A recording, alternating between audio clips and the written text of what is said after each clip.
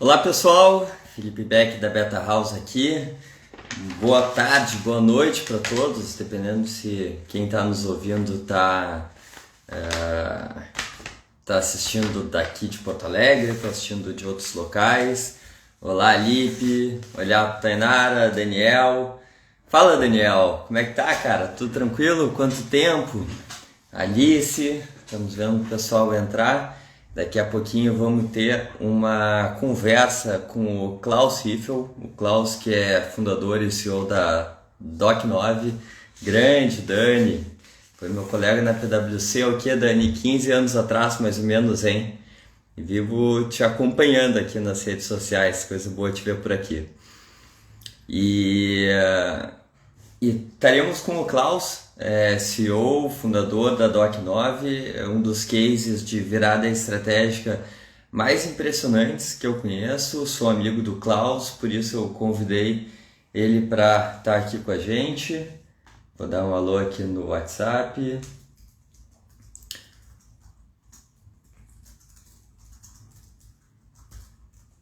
Confirmando para ele aqui a entrada. Jackson, Gui, meu primo, Ico, Robert, tudo bom, pessoal?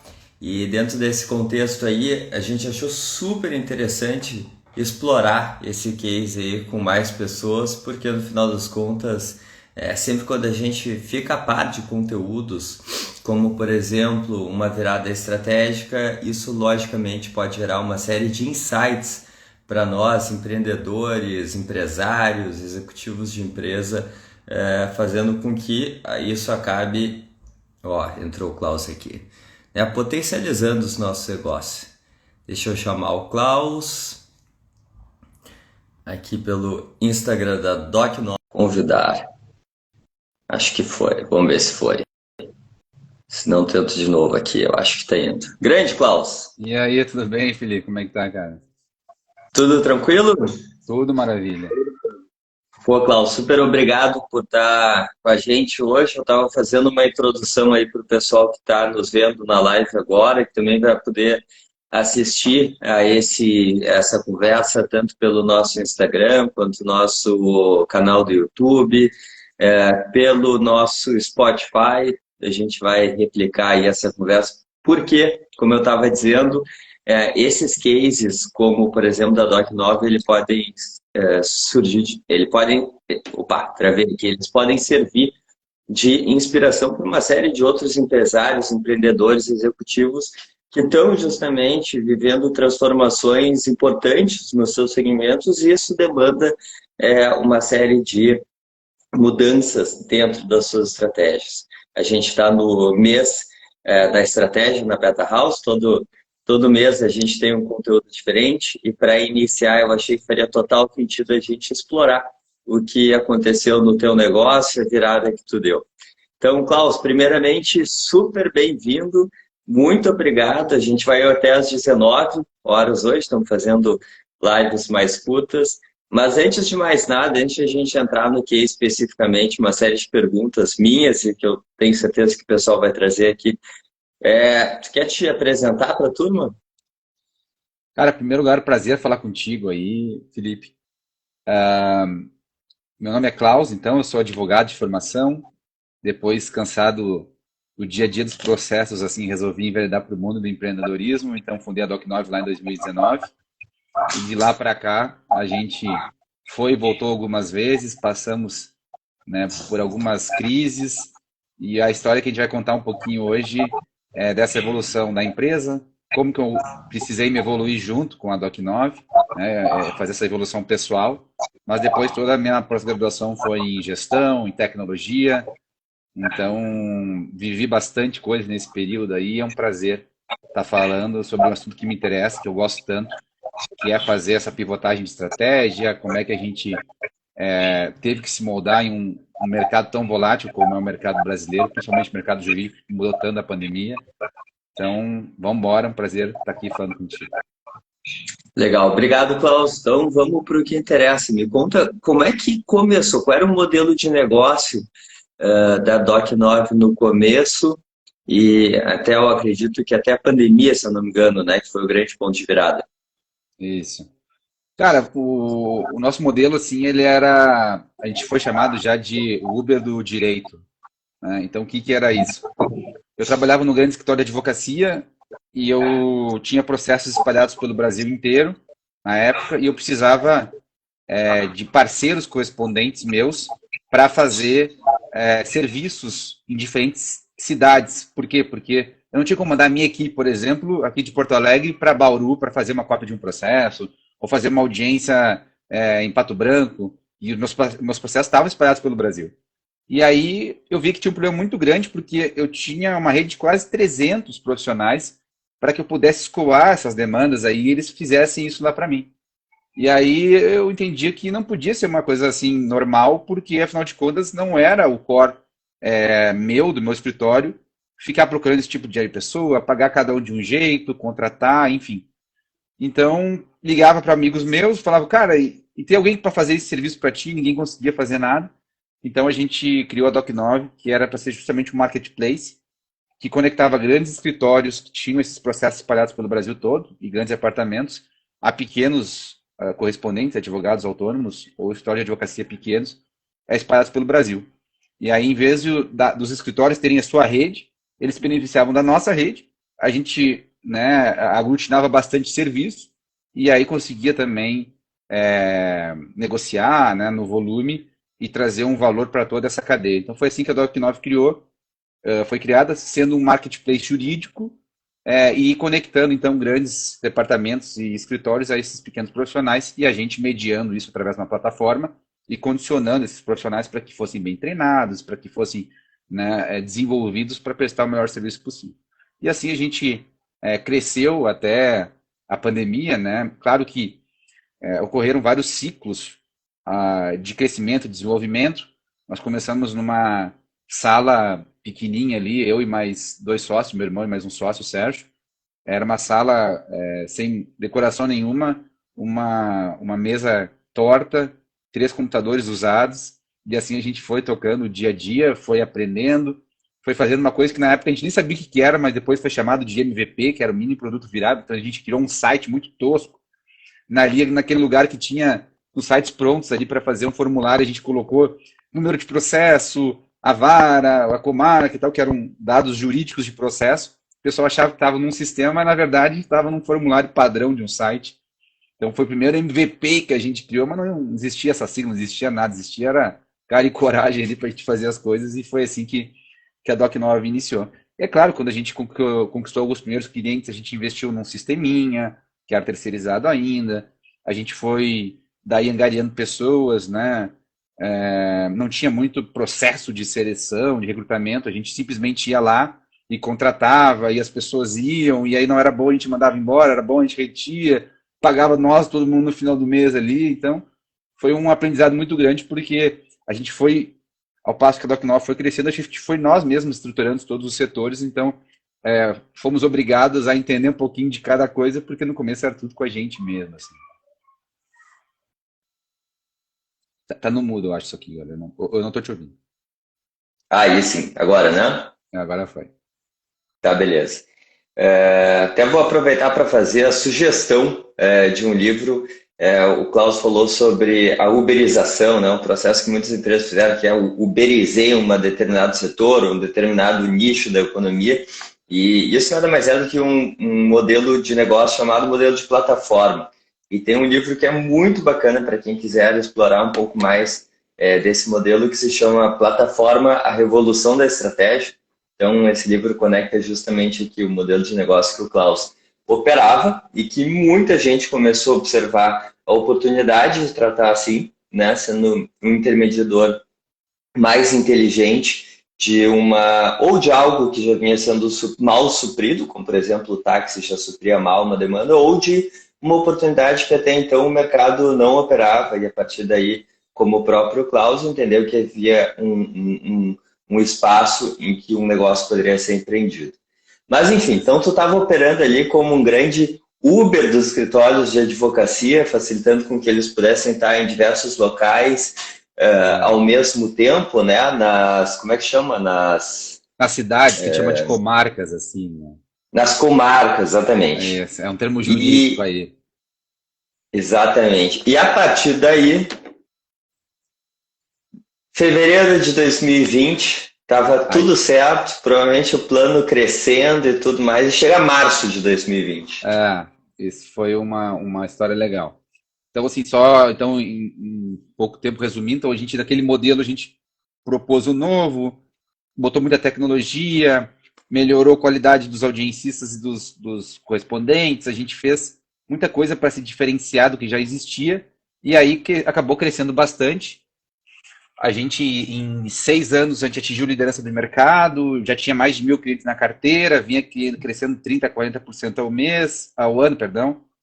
A gente tinha adquirido uma empresa concorrente aqui no Sul chamada Linkjur em 2018. 2018 para 2019 a gente ganha também o prêmio de melhor pequena empresa para se trabalhar no Rio Grande do Sul. 13ª de tecnologia do GPTW do Brasil, né? E estava assim, um plano de expansão muito, muito legal. Bom, mas aí o que, que acontece? Inclusive foi quando eu conheci, eu acho, que logo que vocês receberam o GPTW, que eu fui lá conhecer a operação e estava toda ela estruturada, com processos, numa linha toda Falcane, pensando assim, bom, esse Exato, barco não vira mais, agora é não vira acelerar mais. dentro desse Isso, processo aqui. exatamente. Era isso que a gente imaginava. Porque né, o que, que a gente via de perigo? Puxa, é um mercado gigante, são 1.200.000, 1.200.000 advogados no Brasil, o país mais judicializado do mundo, maior advogados per capita, processo per capita. Puxa, tinha uma linda história pela frente, né? E aí quem diria que o bichinho do corona iria vir e todos os tribunais em cascata iriam fechar da noite para o dia, assim, né? Então foi o que aconteceu. A gente sofreu muito, né? Porque todo o nosso modelo de negócio ele estava baseado nos fóruns abertos. E aí o que aconteceu foi que tudo fechou e aí aqueles nossos produtos não poderiam ser, aqueles serviços que a gente escoava não poderiam ser executados. Então o nosso faturamento foi praticamente a zero em um mês. Nós tínhamos quase Nossa, 200 colaboradores ali diretos e mais de 4.000 ativos e diretos, 10.000 cadastrados, que eram os parceiros. E aí a coisa começou a ruir, né? Então, de fato, foi algo muito complexo.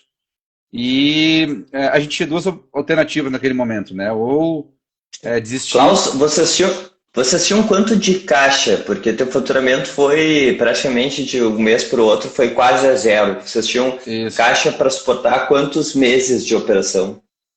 Cara, é que assim, no cenário mais conservador, a gente tinha uma oscilação possível num mês em termos de caixa. Né? Não existia na nossa cabeça algo que pudesse simplesmente fechar o judiciário, né? Então, assim, a gente tinha reserva de uma alternância de caixa para um ano com resultados horríveis, mas não para um fechamento total e um faturamento praticamente a zero. Ali, cara, o que a gente tinha de caixa era um caixa representativo, assim, né? Segurou mês e meio, 2 meses, assim, tá?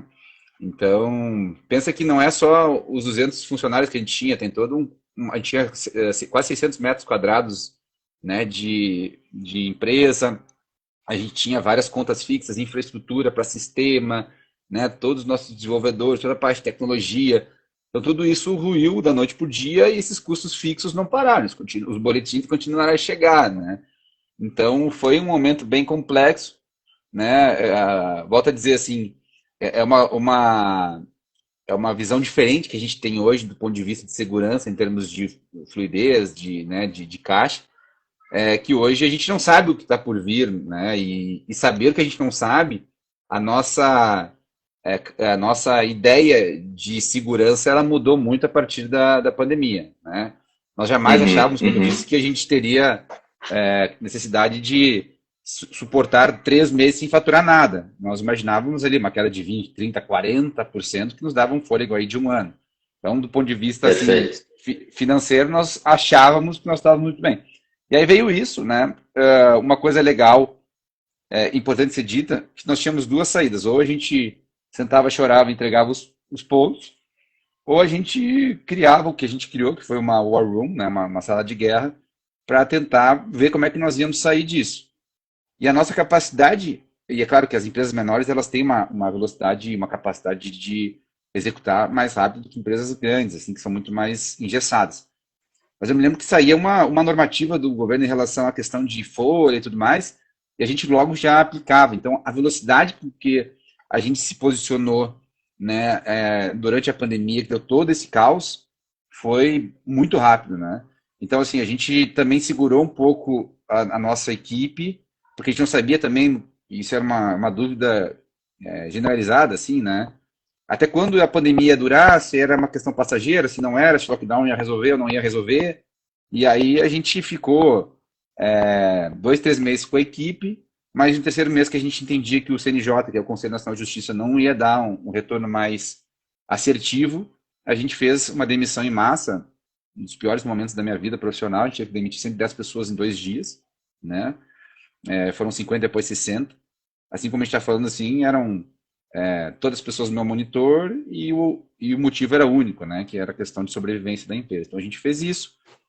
E aí, nesse momento, a gente começou a olhar para dentro e entender quais eram as nossas fortalezas e como é que a gente poderia explorar outros nichos que não dependessem efetivamente da volta do judiciário, em termos de ferramental, né, de outras coisas que a gente poderia explorar.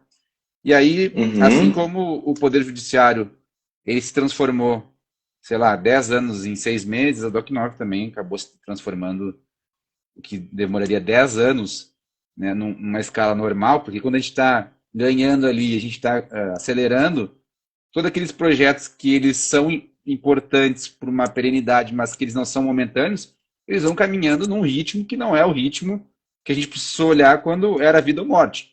Então a gente acabou fazendo muita coisa de forma muito rápida, e isso gerou, vamos dizer assim, uma capacidade nossa de olhar oportunidades e executar rápido também. E aí a primeira coisa que a gente fez foi criar squads multidisciplinares para fazer a transição dos produtos que a gente já tinha para produtos virtuais que a gente sabia que iriam vir. Então, por exemplo, a gente era líder no mercado na realização de audiências. Audiência é quando o juiz chama duas partes de um processo para ouvir, para entender, né, para produzir prova, uma série de coisas. E aí o que a gente fez? Falou, ó, os processos não vão poder esperar o resto da vida, porque a gente está passando fome, vai morrer se o juiz não der uma canetada liberando um remédio, uma pensão, alguma coisa assim. Então, o processo vai ter que voltar, o judiciário vai ter que voltar. Então, o que a gente fez e aí, como é que vai ser essa audiência, né, que antes era física, que a gente precisava vir lá na frente do juiz? Puxa, provavelmente ela vai ser telepresencial. Então, a gente começou a estruturar o produto de audiência para a teleaudiência, que era o nosso carro-chefe na época. E aí, as primeiras teleaudiências dos primeiros clientes, a gente começou já a pegar, a aprender e corrigir todo o nosso fluxo de acordo com essa nova realidade. E a gente cresceu muito rápido nesse novo produto e fez essa transição. Né? Hoje, felizmente, a gente já faz a mesma quantidade de teleaudiências que a gente fazia lá, audiências no começo da pandemia. Então, foi o primeiro grande sucesso que a gente teve, foi na transformação digital, né, virtual dos produtos que a gente já tinha.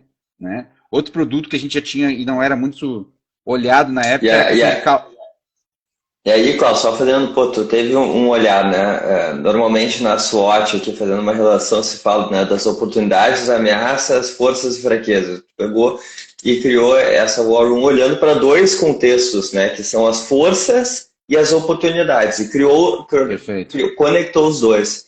Eu vejo que Isso. não só a virada da transformação digital, tu ainda teve uma questão de timing importantíssimo, né? Porque tu agiu muito rápido e tu teve também uma velocidade muito grande, que não é o quando começou a agir, mas o movimento, o quanto que demorou para, desde que acionou o alerta até tu estar com o novo serviço na rua, logicamente ainda com melhorias, mas quer dizer, o teu lançamento ele foi muito rápido, e esse talvez tenha sido um ponto importantíssimo, né, para a sobrevivência. Exato. Então, primeiro, assim, o que a gente olhou assim, cara, nós somos fortes nisso, nós temos mercado nisso, né, e nesse produto, mas como é que vai ser esse produto nesse novo momento? Então, a gente separou uma turma só para fazer isso, para a gente poder se antecipar. E eu me lembro que muitas vezes a gente tinha uma análise até precipitada, porque a gente sabia que o mercado ia mudar e a gente fazia movimentos, assim, até às vezes prematuros, com essa ânsia, assim. Então, até vamos dizer assim, a gente tinha uma proporção, a gente tem hoje, controla o nosso share de mercado ali, de quanto cada um que nós faz de audiência e tudo mais em relação ao share total de mercado. E na nossa época, o share de teleaudiência era muito maior porque não tinha quase nada e a Doc9 já estava fazendo, né? Justamente porque a gente queria, junto com os clientes, testar e aprender rápido para ser uma referência nesse produto que estava por vir. Então, esse foi, é bem o que tu falou, a gente fez uma análise SWOT, viu, né, as oportunidades, as nossas forças, e fez esse básico que era fazer a tradução, né, do físico para o digital. Bom, mas só isso ia resolver? Também achávamos que não, porque vai que o judiciário demore mais, que não dê tração, e aí, né, a gente precisa pagar as contas, a gente precisa voltar a crescer e tudo mais. Então, o que a gente fez foi assim, puxa, nós temos um ativo muito grande da Doc9, que é a nossa carteira de clientes. O que a gente faz aí? Né? Então, a gente pegou e começou a fazer um discovery, que nada mais é do que uma entrevista, uma conversa, um bate-papo com os nossos principais clientes, para identificar assim, cara, fora as coisas que vocês passam para a Doc9, o que vocês têm de dor aí no dia a dia de vocês, né? Em termos de rotina, de automação, de melhoria e tal. Aí, cara, a gente viu que vários caras, vários clientes nossos tinham o mesmo problema, que era um problema relacionado a acesso de pessoas, né? Por que acesso? Porque com a virtualização e a digitalização do mundo jurídico, cada vez mais aqueles trabalhos que eram feitos fisicamente começaram a ser virtuais. E aí tinha um problema que a gente identificou, que normalmente nos grandes escritórios, departamentos jurídicos de empresa, para as pessoas controlarem melhor a rotina e os processos, poucas pessoas com poucos certificados emprestavam os seus certificados para muitas pessoas. Então, vou dar um exemplo.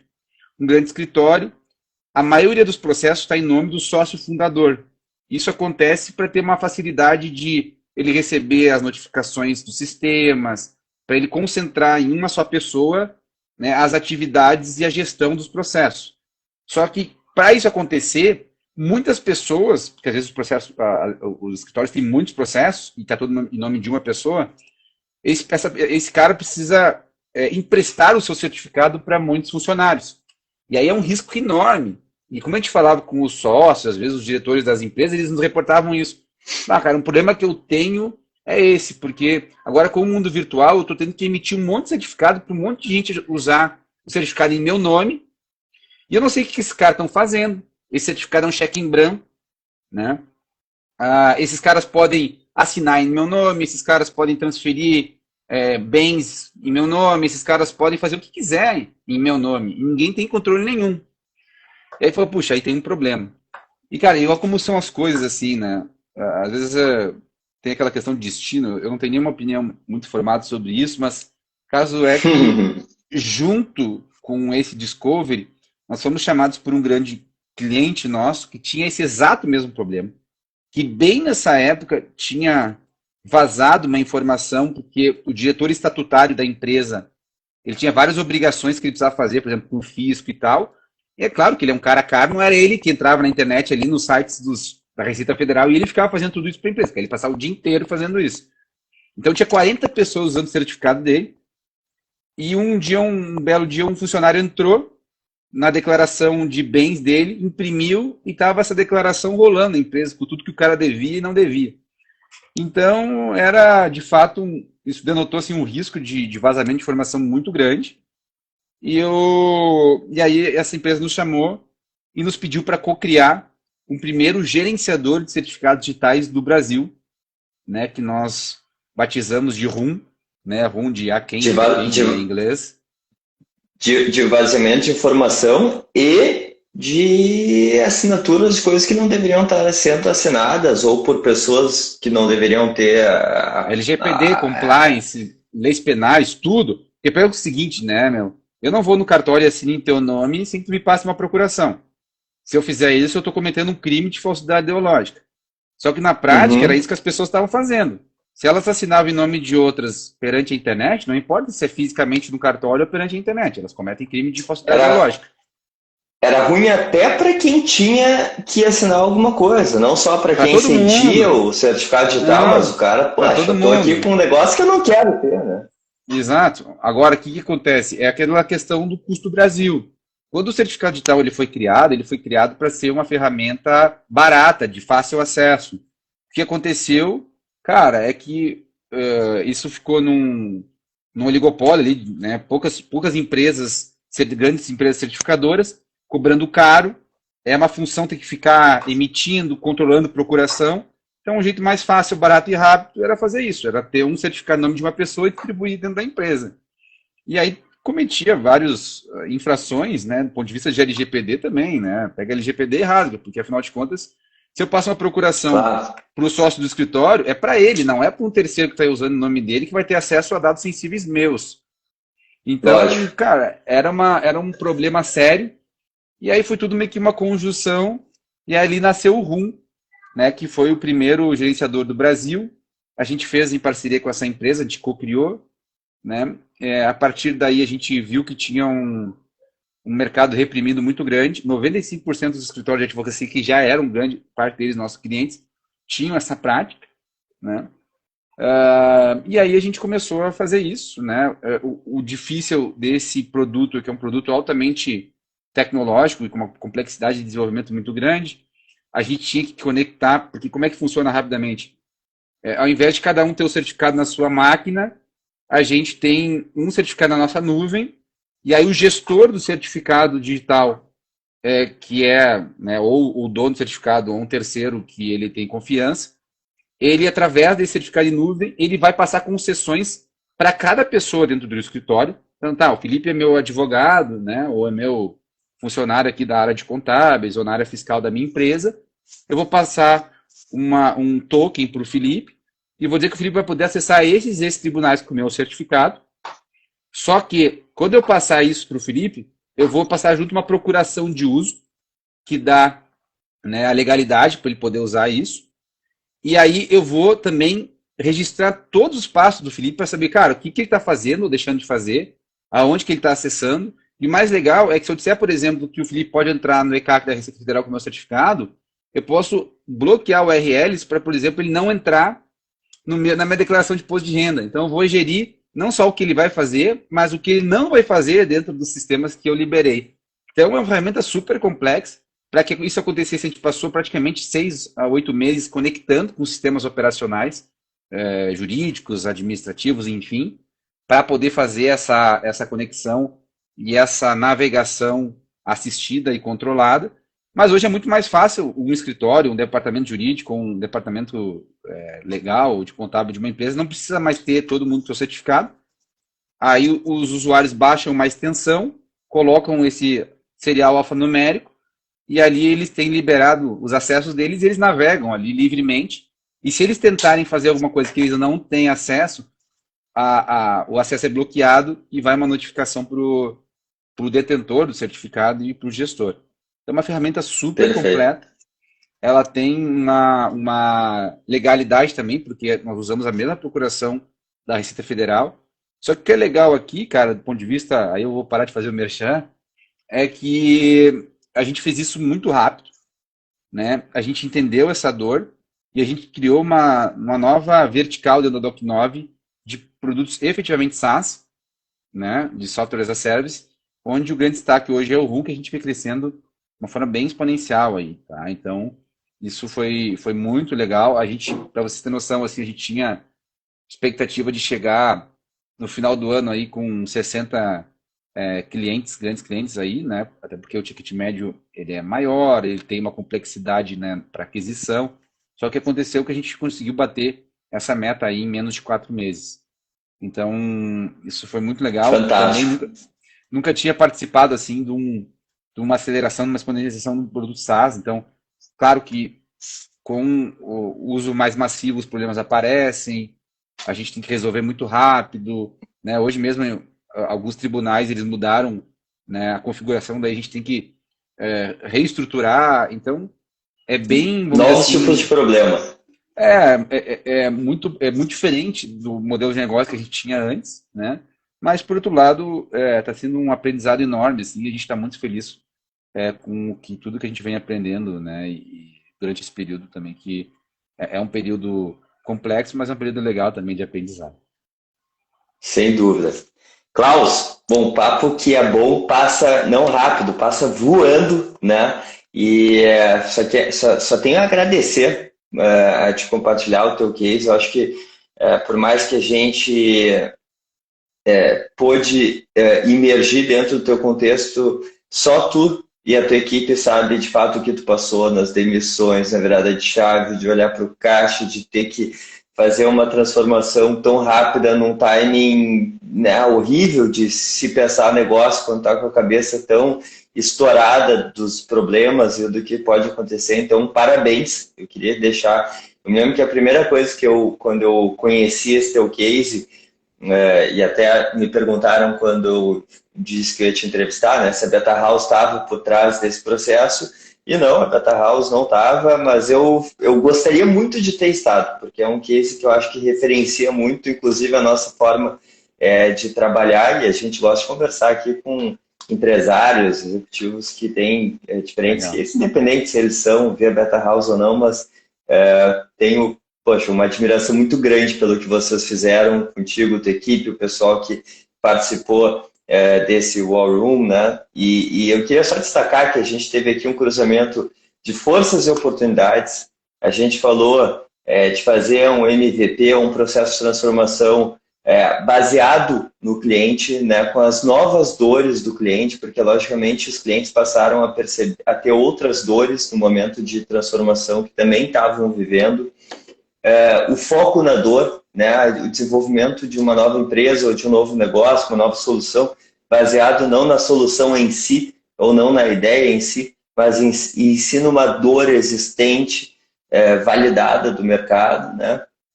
E eu acho que é muito bacana aqui todos os seus ensinamentos. Eu fico feliz de poder transmitir um pouquinho, logicamente, de uma história que é bem mais complexa,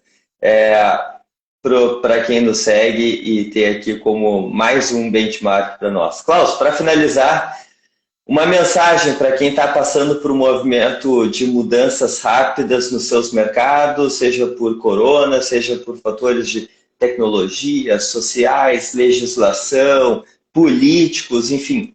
Qual é a tua mensagem para quem está passando por uma dessas? A mensagem, contratem a Beta House aí, que vai ajudar vocês. Não, mas também te dar os parabéns aí, meu, pelo trabalho que vocês vêm realizando. Eu acho que tem alguns mercados, inclusive o mercado jurídico, que ainda, muitas vezes, não dá para generalizar, a gente vê que tem empresas muito legais, assim, que já tem esse mindset de desenvolvimento, né, e de transformação, mas, com certeza, né, a empresa e a iniciativa de vocês ajuda bastante esses mercados mais tradicionais que, às vezes, precisam se desenvolver e precisam olhar de uma outra forma. E o recado, cara, que eu deixo é só olhem muito para o cliente, conversem com o cliente, como tu falou, assim, sejam apaixonados pela dor, né, e não pela solução. Às vezes a gente acha que a gente sabe, né, e a gente já quer solucionar, mas quando na verdade nós temos que ser apaixonados pelo problema, né? E comunicar essa dor é fazer a venda, né, e não fazer a compra, não fazer a venda, né? Quando a gente gera necessidade na cabeça do cliente, aí que a compra acontece. Então, ter essa análise e informações e dados que comprovem que aquela dor é uma dor relevante, que aquilo que a gente está fazendo, de fato, aplaca essa dor, vamos dizer assim, é peça fundamental para o desenvolvimento de um produto que vai ter aceitação, que vai ter product barra market fit e que vai poder ser escalonado de uma maneira legal. Legal, Klaus, obrigado. Obrigado a todo mundo, seguidores aqui da Doc9, seguidores da Beta House que estiveram com a gente. Obrigado especial também para o Lipe e para a Thay, nosso Community Manager, nossa responsável pelo marketing, que sempre dá todo o nosso apoio a essas ações. Obrigado e fiquem conectados, tanto aos conteúdos da Beta House quanto da Doc9, que tem bastante coisa. Obrigado, Klaus, obrigado a todo mundo. Um abraço. Obrigado pelo convite aí. Fiquem bem. Um abraço aí. Tchau, tchau. Um abraço, até mais.